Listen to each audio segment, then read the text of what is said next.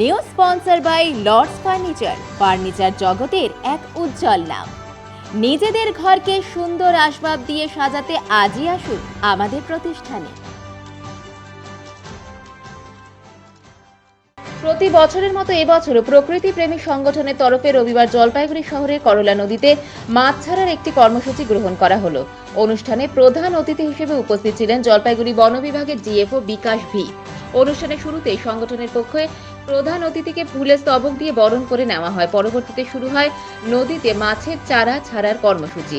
জলপাইগুড়ি বন বিভাগের ডিএফও বিকাশ ভি এর হাত দিয়ে প্রথমে নদীতে মাছের চারা ছাড়া হয়। এরপর অন্যান্য উপস্থিত সংগঠনের সদস্যরা নদীতে মাছের পোনা ছাড়ে। বর্তমানে শহরের বিভিন্ন বাজারে ফরমালিনযুক্ত মাছ কিংবা বাইরে থেকে আসা মাছের যোগান থাকলেও স্থানীয় করলা নদীর মাছ প্রায় পাওয়াই যায় না। তাই এদিন নদীতে মাছের ভারসাম্য রক্ষা করতে 20 কেজির মতো রুই, কাতল, মৃগেল, কালবোস, বাটা মাছের পোনা ছাড়া হয়।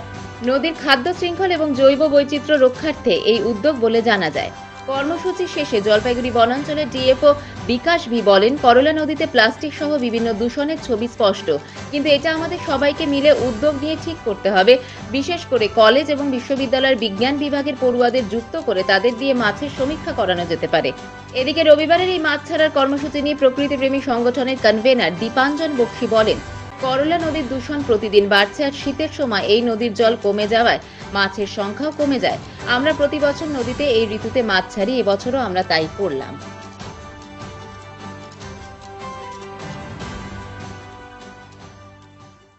बहुत पोल्यूटेड है, तो हम लोग मैंने वो लोग बोल रहे थे एक्चुअली हर साल इसी नदी में मछली को छोड़ते हैं।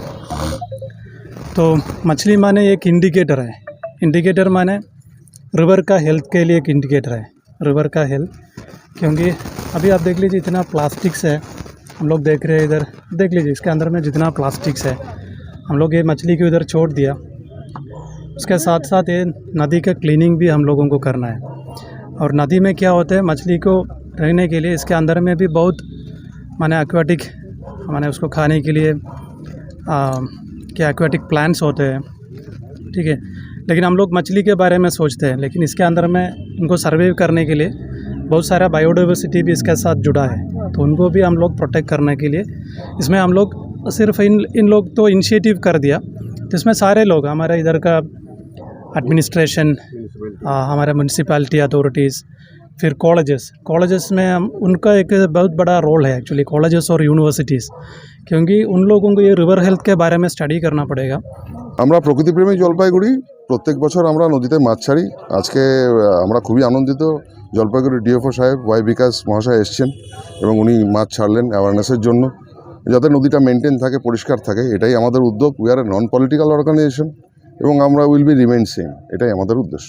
আজকে রুই, কাতল, মৃগেল, বাটা, কালবাউস এগুলো সবই নদীর মাছ আর কি। 20 কেজি মতো হবে, 25 কেজি বলা হয়েছিল কিন্তু 20 কেজি।